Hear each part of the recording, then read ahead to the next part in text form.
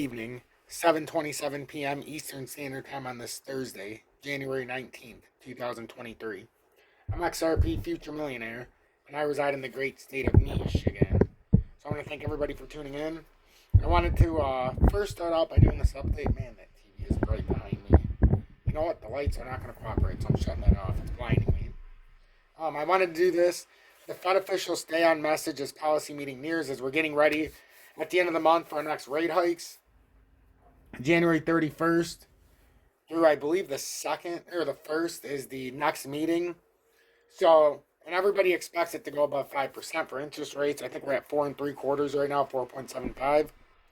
So interest rates remain on path to top 5% before central bank pause hikes. And they keep having this notion that central banks and the Fed's going to pause rate hikes. But if they do, we go into hyperinflation. And in the end of this, it's going to be far worse than it is going to be just in a high times of inflation. You don't want hyperinflation. That's when things catastrophically collapse.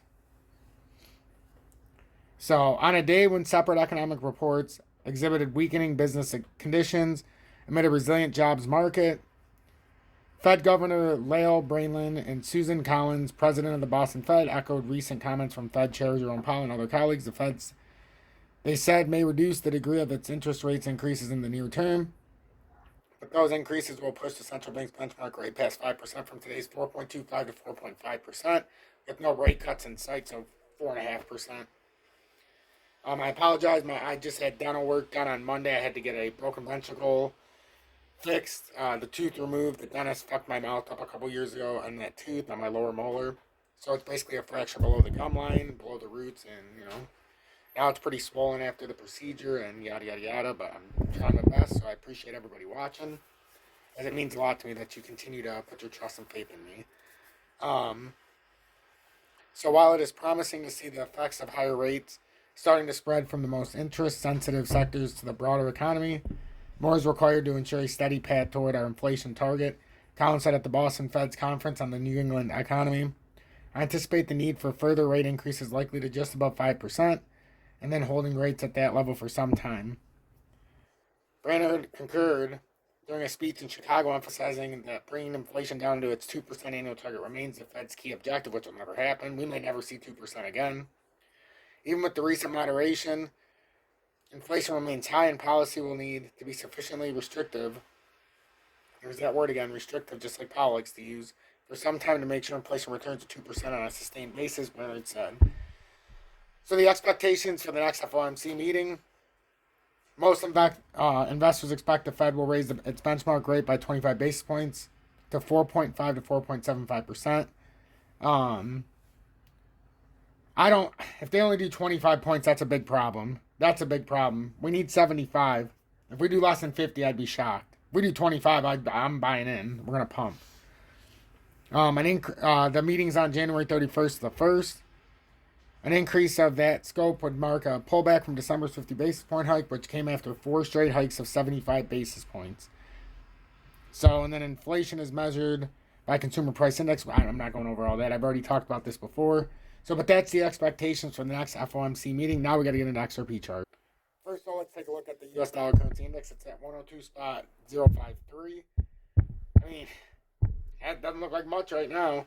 We haven't broken down, but we also haven't broke above this downtrending resistance. We talked about if we played it out to here. This looks like a very key level at 102.51, because that's real meat in the pattern here on this downtrending resistance in two parts of the pattern. So that seems to be an ultimate level here, and if we can get on top of 102.51, then we can work our way back up to 102.94 and see if we have any further ambitions. This doesn't look great.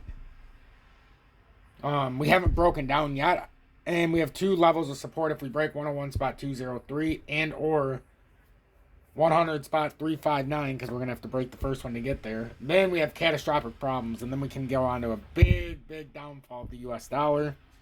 It's just, am I ready to say that they're ready to let gold and silver run unabated and the U.S. dollar to die? It doesn't really feel like it yet, but you never know.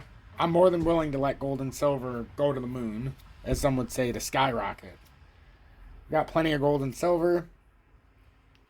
Gold's at $1,930 an ounce. And we're moving right now. We're coming up And unless we can get out of this major area, we still got a little bit of room up it before we get there. But I've been watching for a long time this area. If we can get back above 2080 and then ultimately sometime in 2023 push 2275 and break it, that's when we can get on a big, big run. But until we can do that, I mean, we could have another year of volatility here with gold and silver.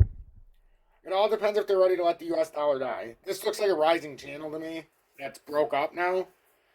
And we'll see how much longer it can run. The price is going up, but the volume's decreasing, which tends for me to believe that we're probably going to have to retrace and find some further buyers down cheaper. So I'm not exactly convinced that we're just going to go unabated over 2,000. I hope we do. I hope I'm wrong. Just like here with silver, we can't get over this downtrending resistance right now, and 2467 is a major resistance area. And this pattern is yet to be able to break out of it. And we've curved around for the last almost 2 months now and just haven't been able to find the support to break over. The only thing keeping us afloat right now is we haven't broke the 200-day here in the 3-hour time frame. And if we do, we'll come back down to 2240 approximately. So I'll keep an eye on that. As I'm very, very intrigued by commodities right now, obviously. Something that I've been actively buying at the right levels. And I've been sharing it every step of the way. We've got... I did a short video about XRP a couple hours ago just to try to give everybody the information just during the day. And XRP, I talked about, if we can't get over 40 cents, it could instigate a flash drop. And that's because if we can't hold this level and ultimately break over 40 cents, I believe we're going to drop right back down to symmetrical support and a little bit farther. And that could be... You know, flash drop's not 30%. But let's just say we came up to 40, couldn't break it from here, and we came back down. That would be like a 6 to 10% drop real quick. You know, if it managed to break down and lose the 20-day support. So that's what I was talking about there. And that's why I put it out as such, and I gave the support levels as well and the resistance that we'd have to break. That's a little channel we... the downtrending resistance, downtrending support. Had a couple hits on both sides of it. We confirmed the pattern. And now we're looking to break out or break down. If we break out, 45 cents on the broken bull flag would be the next logical choice. If we break down, you got the symmetrical support. And then also the 3-6. Well, it depends where you hit it, but I'll say the 364. You can even say, I said the 3666, which I like that better. So I'll stick with that. That's what I put in the 1 minute short. And then if you broke that, you'd come back to the bear flag support at 355, approximately 3536 in this area. So there's a lot going on here, but we really, really, really need to pay attention, because the bottom line is like I've been saying, even if we break up and ultimately get out on Bitcoin, and we push that 25K or 26K, the likelihood is here, I mean, we're going to have a massive, massive consolidation at some point here.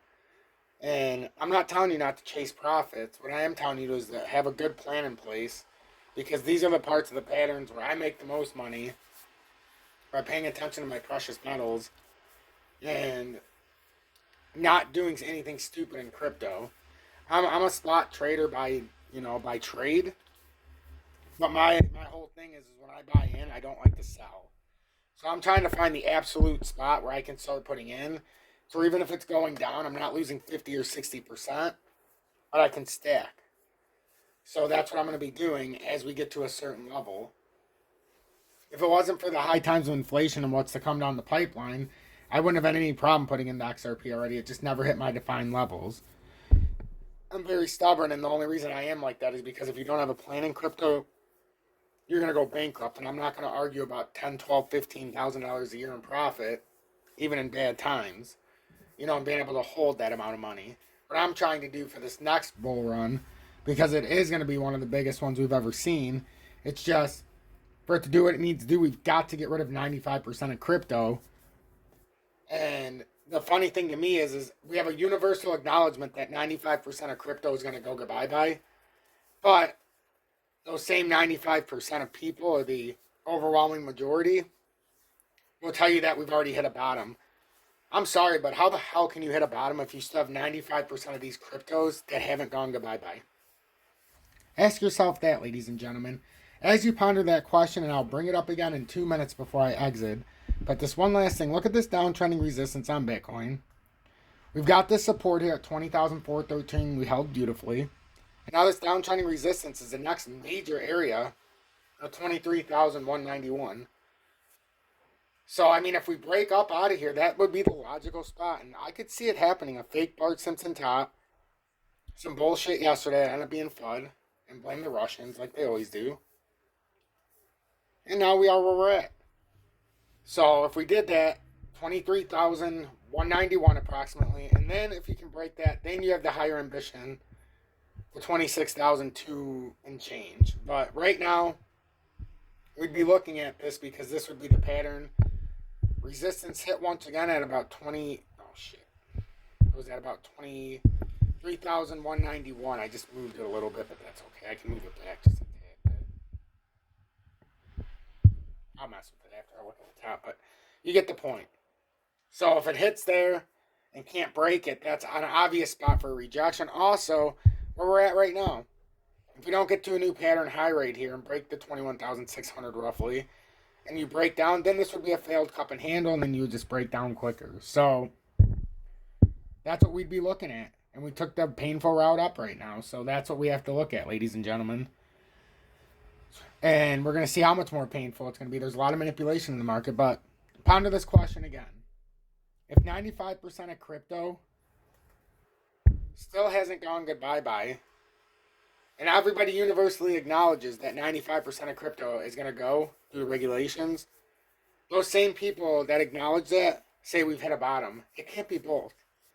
In the comments, let me know. Are we at a bottom? And is 95% of crypto going to go goodbye-bye?